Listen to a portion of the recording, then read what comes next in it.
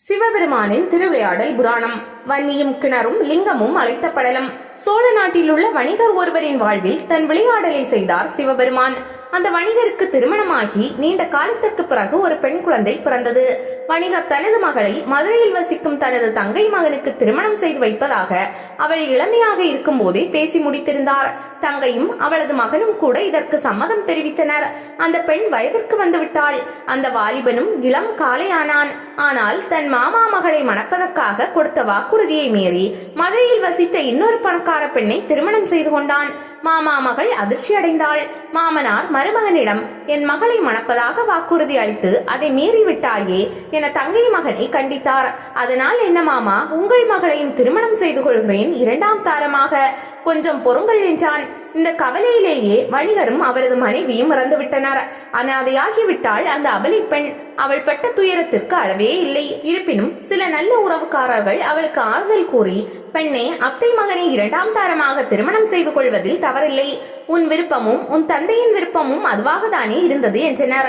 வணிகர் மகள் ஊர் பஞ்சாயத்தில் தன் அத்தை மகனின் வாக்குறுதிப்படி தன்னை இரண்டாம் தாரமாக அவருக்கே மணமுடித்து வைக்க வேண்டும் என கோரிக்கை வைத்தாள். பஞ்சாயத்தில் உள்ள உறுப்பினர்களும் அனாதையான அவள் மீது இரக்கம் கொண்டு அந்த பையனையே அவளுக்கு மணமுடித்து வைக்க தீர்மானம் நிறைவேற்றி மதுரையில் இருந்து அவனுக்கு ஒலி அனுப்பினர். அந்த பையன் சோழ நாட்டுக்கு வந்து அந்த பெண்ணை அழைத்துக் கொண்டு வண்டியில் ஊர் திரும்பினான். அவனுடன் அந்த பெண்ணின் உறவினர்கள் சிலரும் வந்தனர். திருப்புரம்பியம் என்ற ஊருக்கு அவர்கள் வந்தார்கள். அவ்வூர் பந்தல் தோரணம் விளக்குகள் என விழாக்கோலம் பூண்டிருந்தது.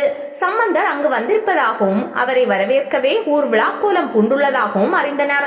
உடனே வண்டியில் வந்த எல்லோரும் இரவில் அங்கு தங்கி மறுநாள் சம்பந்தரை தரிசித்துவிட்டு மதுரைக்கு பயணத்தை தொடரலாம் என முடிவெடுத்தனர். ஒரு வன்னி மரத்தடியில் தங்கி களைப்பில் அயர்ந்து உறங்கினார். அப்போது ஒரு பாம்பு அங்கு வந்து வணிகரின் மருமகனை தீண்டிவிட்டது. அவன் அலறினான். எல்லோரும் விழித்து பார்த்தபோது அவன் துடி துடித்து இறந்தான். வணிகர் மகள் அழுது புரண்டாள். இரண்டாம் தாரமாகவாவது உங்களுடன் வாழலாம் என இருந்தேனே, இப்போது என்ன செய்வேன் என தரையில் விழுந்து புரண்டாள். பொழுது விடிந்தது. ஞான சம்பந்தர் தங்கியிருந்த மடத்துக்கு இந்த தகவல் கிடைத்து விட்டது. அவர் வன்னி மரத்தடிக்கு வந்தார். சம்பந்தரின் பாதங்களில் விழுந்து அந்த பெண் கதறினாள். பெற்றவர்களை இழந்த நான் கணவராக இருந்தவரையும் இழந்தேனே என அவள் வருந்தி அழுதது கண்டு சம்பந்தரே உருகி போனார். கவலைப்படாதே மகளே, அந்த சிவபெருமான் தேவர்களுக்காக அழகால விஷத்தை உண்டு அவர்களை காத்தது போல உன்னையும் காப்பார் என்றார். அந்த சிவனை நினைத்து, இறைவா, இவனை நம்பிதானே இரண்டு சுமங்கலிகள் உள்ளனர், அவர்களை பாதுகாக்க வேண்டியது உன் கடமை இல்லையா என உருக்கமாக வேண்டினார். என்ன ஆச்சரியம், அவனது உடலில் இருந்த விஷம் படிப்படியாக இறங்கியது. அவன் உயிர் பெற்று எழுந்தான். சுற்றியிருந்தவர்களும் மணப்பெண்ணும் அடைந்த மகிழ்ச்சிக்கு அளவே இல்லை. மகனே, நீ இந்த பெண்ணை என் முன்னிலையிலேயே திருமணம் செய்து கொள் என்றார். அதற்கு அந்த பையன், ஐயனே, என் உற்றார் மதுரையில் உள்ளனர், அவர்களை சாட்சியாக வைத்து மணந்தால் தானே நன்றாக இருக்கும் என்றான். அதற்கு சம்பந்தர், இவ்வூர் சிவனே உன்னை காத்தார். அதற்கு காரணம் இந்த பெண் உன்மீது கொண்ட அன்புதான். உனக்கு சாட்சி தேவை என்றால் இந்த வன்னி மரத்தையும் இவ்வூர் சிவாலயத்தில் உள்ள கிணறு சிவலிங்கம் ஆகியவை இருக்கின்றன. இதை விட வேறென்ன சாட்சியை தேடப் போகிறாய்? நான் சொல்வதை தட்டாதே, அவள் கழுத்தில் தாலி கட்டு என்றார். வணிகன் மகன் அதற்கு மேல் மறுத்து பேசவில்லை.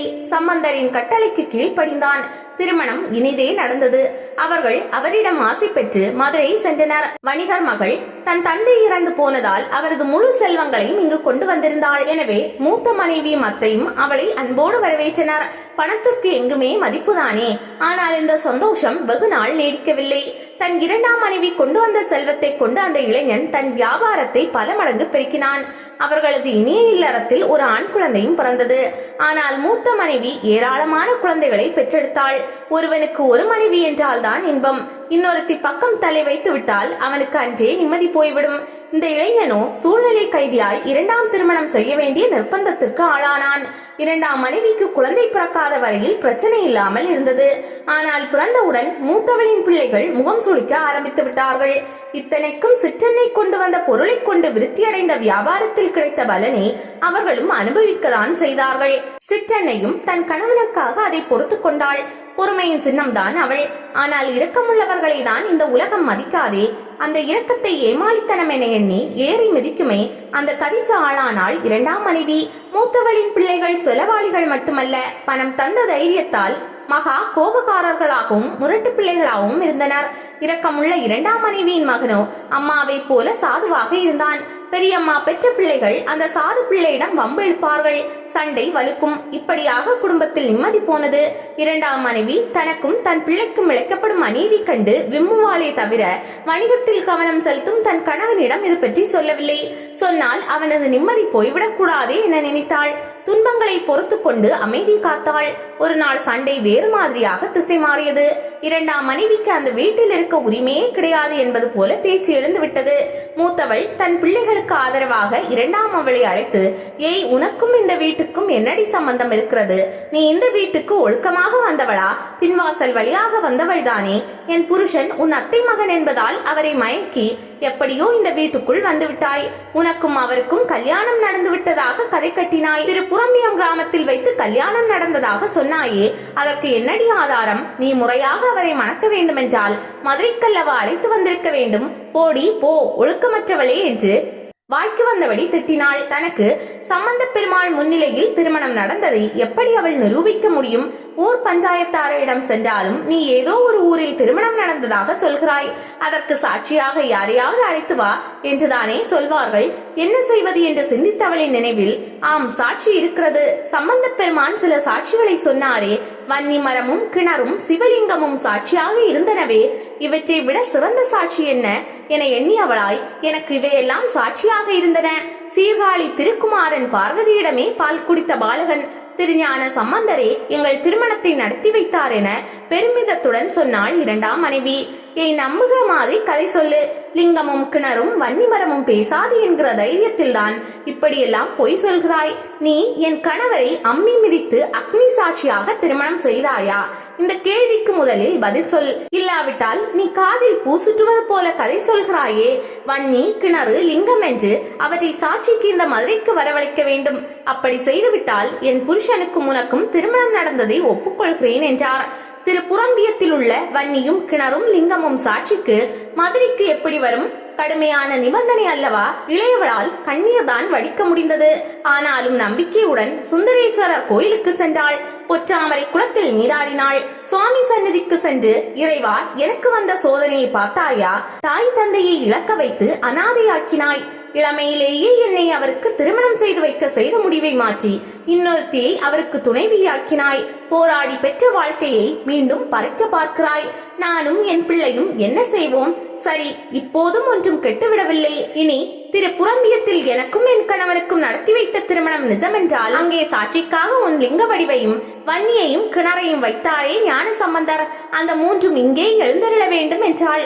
இளையவளின் உருக்கமான கண்ணீர் சுந்தரேஸ்வர பெருமானின் மனதையே கரைத்து விட்டது. அப்போது அசரீரி ஒலித்தது, மகளே, வருந்த வேண்டாம். உன் திருமணத்துக்கு சாட்சியாக கேட்ட மூன்றும் இந்த கோயிலின் வடகிழக்கே தோன்றியுள்ளன. முதலில் நீ போய் அவற்றை பார், பின்னர் உன் மூத்தவளை அழைத்து வந்து காட்டு என்றது. அவள் ஓடி சென்று அவற்றை பார்த்து வணங்கினாள். ஆனந்த கண்ணீருடன் வீட்டுக்கு ஓடினாள். மூத்தவளை அழைத்து வந்தாள். அவள் அந்த அதிசயத்தை கண்டு விக்கித்து நின்று விட்டாள். ஊராரும் அதை பார்த்து சிறியவளின் பக்தியை பாராட்டினார். இந்த தகவல் அவளது கணவனுக்கும் தெரியவே இளையவளை தனக்கே தெரியாமல் அவமானப்படுத்தியதற்காக மூத்தவளை கண்டபடி திட்டினான். அவள் தலை குனிந்து நின்றாள். அவளை ஒதுக்கி வைக்க போவதாகவும் இனி அவள் தன் மனைவியே அல்ல என்றும் அவன் ஊரார் முன்னிலையிலேயே சொன்னான். இரக்கமிக்க இரண்டாம் மனைவி, அன்பரே, அவ்வாறு சொல்லாதீர்கள். அக்கா என்னை திட்டியதால் தான் இந்த அதிசயம் நிகழ்ந்தது. இதெல்லாம் அந்த சோமசுந்தரரின் திருவிளையாடல் என்பது புரியவில்லையா? இந்த விளையாடல் நிகழ காரணமே இந்த சகோதரிதான். அவர்களிடமும் நீங்கள் வழக்கம் போல் அன்புடன் இருக்க வேண்டும் என்றாள். இளையவளுக்கு துன்பமளித்தும் தன்மேல் அவள் அன்பு காட்டியது கண்டு தன்னை மன்னிக்க வேண்டினாள். மூத்தவளின் பிள்ளைகளும் தங்கள் சித்தியின் அன்பு கண்டு வெட்கத்தில் தலை குனிந்தனர். அதன் பின் அவர்கள் தங்கமான பிள்ளைகள் ஆயினர். மீண்டும் ஒற்றுமை ஏற்பட்டது அந்த குடும்பத்தில். திருவிளையாடல் புராணம் படித்தால் லட்சுமி கடாட்சம் பெருகும் என்பது ஐதீகம். உங்கள் அனைவர் இல்லங்களிலும் செல்வ வளம் பெருகட்டும்.